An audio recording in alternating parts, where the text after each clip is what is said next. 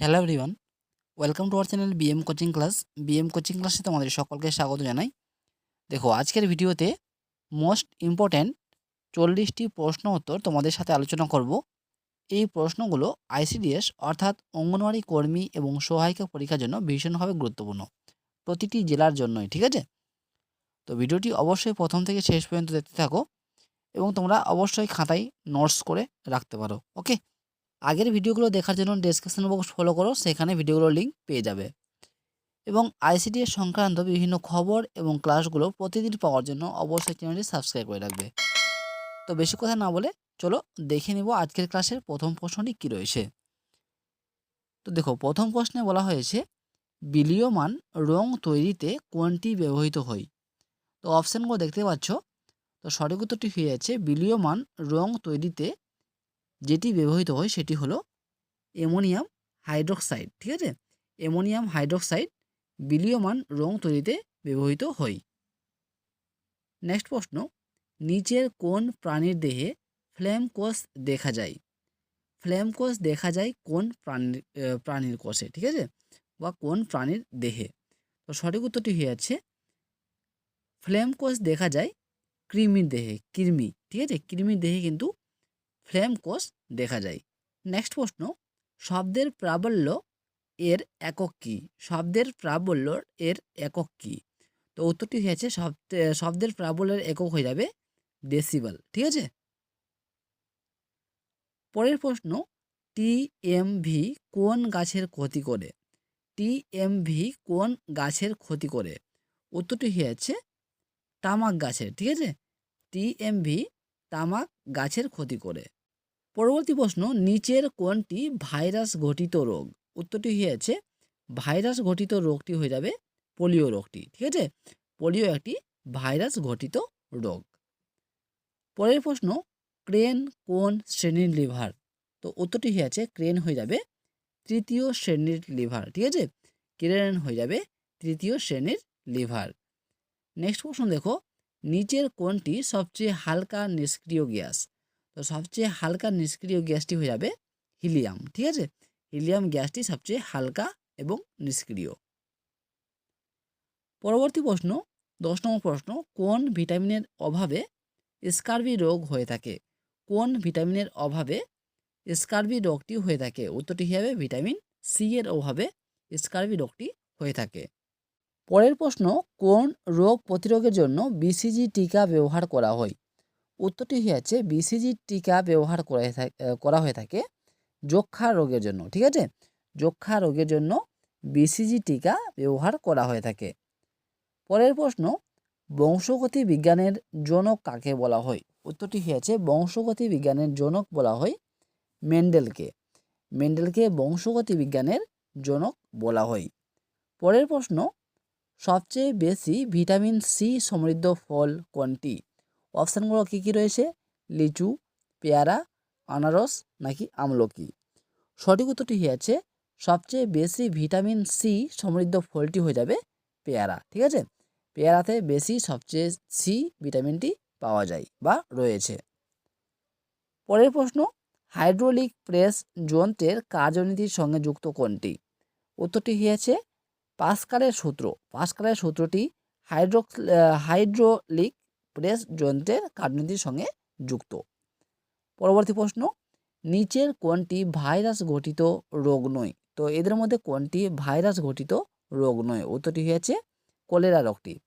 Cholera রোগটি virus ঘটিত রোগ নয়। ঠিক আছে, পরবর্তী প্রশ্ন, জলের চেয়ে ভারী ধাতু কোনটি।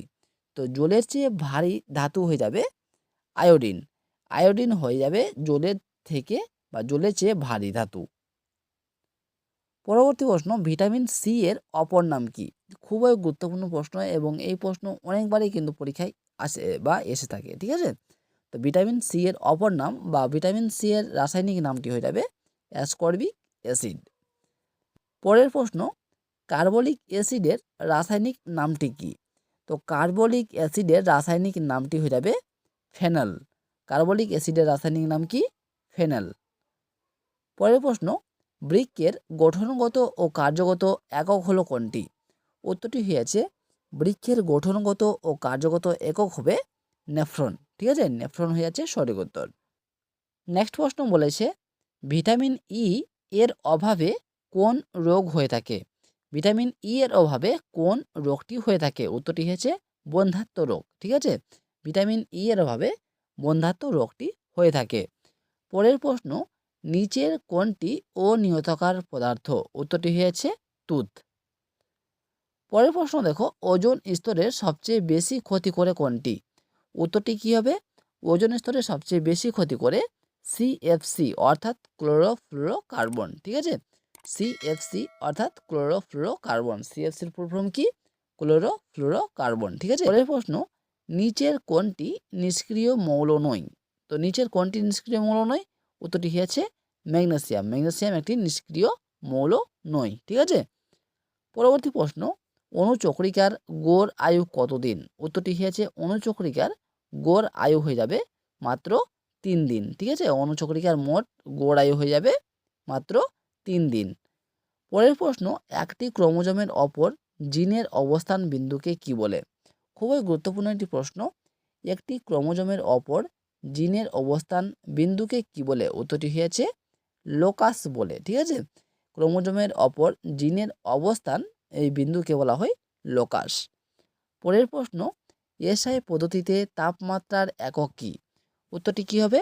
এসআই পদ্ধতিতে তাপমাত্রার একক হয়ে যাবে কেলভিন। কেলভিন হয়ে যাবে কি? এসআই পদ্ধতিতে তাপমাত্রার একক। পরের প্রশ্ন, কালো সীসা কাকে বলা হয়? উত্তরটি কী হবে? কালো সীসা বলা হয় কাকে? গ্রাফাইটকে। গ্রাফাইটকে কালো সীসা বলা হয়ে থাকে। পরের প্রশ্ন দেখো কি রয়েছে, নিচের কোন রশ্মিটি সবচেয়ে বিপজ্জনক? কোন রশ্মিটি সবচেয়ে বিপজ্জনক? উত্তরটি কী হবে? গামা রশ্মিটি। ঠিক আছে, গামা রশ্মিটি সবচেয়ে বেশি বিপজ্জনক। পরবর্তী প্রশ্ন কি বলেছে দেখো, জেনেটিক্স শব্দটি প্রথম কে ব্যবহার করেন? উত্তরটি কী হবে? জেনেটিক্স শব্দটি প্রথম ব্যবহার করেন ব্যাটসন। ব্যাটসন প্রথম জেনেটিক্স শব্দটি ব্যবহার করেন। পরবর্তী প্রশ্ন, নিচের কোনটির অভাবে ব্ল্যাক ফুড ডিসেস হয়ে থাকে? তো ব্ল্যাক ফুড ডিসেস কোনটির অভাবে হয়ে থাকে? এটি হয়ে যাবে আর্সেনিক দূষণের ফলে ব্ল্যাক ফুড ডিসেস এই রোগটি হয়ে থাকে। ওকে, পরবর্তী প্রশ্ন দেখো, আত্মঘাতী থলি কাকে বলা হয়? তো আত্মঘাতী থলি কাকে বলবো?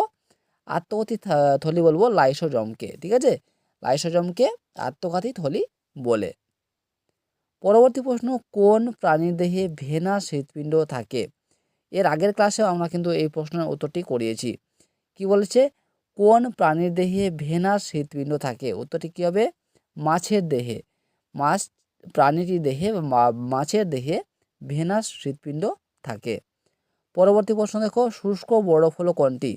খুবই গুরুত্বপূর্ণ একটি প্রশ্ন। তো শুষ্ক বরফ কোনটি বলছে? কার্বন ডাই অক্সাইডকে শুষ্ক বরফ বলা হয়। ঠিক আছে, শুষ্ক বরফ হলো কার্বন ডাই অক্সাইড।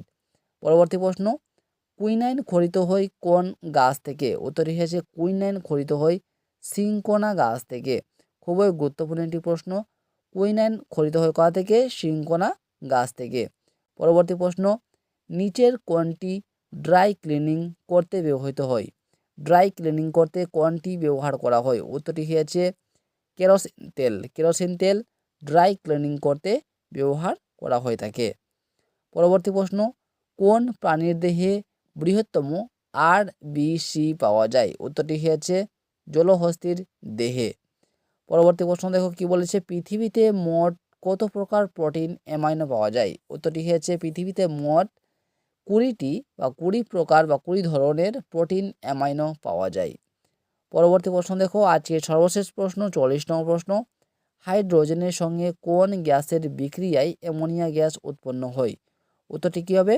হাইড্রোজেনের সঙ্গে কোন গ্যাসের বিক্রিয়ায় অ্যামোনিয়া গ্যাস উৎপন্ন হয়? অপশানগুলো কী কী রয়েছে? Carbon die oxide, nitrogen, carbon monoxide নাকি অক্সিজেন? উত্তরটি হয়ে যাচ্ছে নাইট্রোজেন। হাইড্রোজেনের সঙ্গে নাইট্রোজেন গ্যাসের বিক্রিয়ায় অ্যামোনিয়া গ্যাস উৎপন্ন হয়। ঠিক আছে, তো এই ছিল আজকের ক্লাসের মোট গুরুত্বপূর্ণ 40টি প্রশ্ন উত্তর। তো ভিডিওটি ভালো লেগে থাকলে অবশ্যই লাইক করে দিও এবং আইসিডিএস সংক্রান্ত বিভিন্ন ক্লাস এবং খবর প্রতিদিন পাওয়ার জন্য চ্যানেলটি অবশ্যই সাবস্ক্রাইব করে নিও।